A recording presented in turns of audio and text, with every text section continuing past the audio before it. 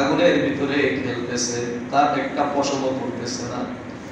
নমরুদ ডাক দিয়ে কয়, হে আগুন, সারা বছর তোর ইবাদত করলাম, তোর পূজা করলাম, তোর কি কোনো পাওয়ার নাই, তোর কি কোনো অ্যাকশন নাই? ইব্রাহিমের একটা পশমও পড়তে পারোস না।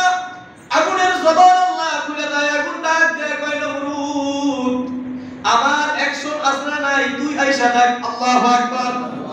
তুই আইসা দেখ, তোর পুরা রাজপ্রাসাদ আমি ধ্বংস করতে পারবো, কিন্তু ইব্রাহিমের একটা পশমও পড়তে পারবো না। আল্লাহু আকবার।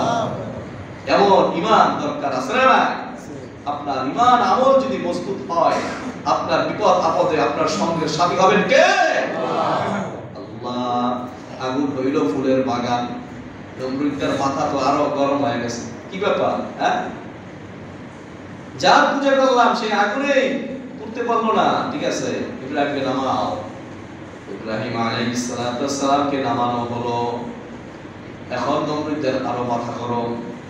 আপনার নমরুদ কাফের জালিম বাদশা, ফিরাউন ও কাফের জালিম বাদশা, কিন্তু নমরুদ আর ফিরাউনের ভিতরে পার্থক্য ছিল, নমরুদ ছিল বুদ্ধি ছিল না বেশি, মাথা মোটা ছিল।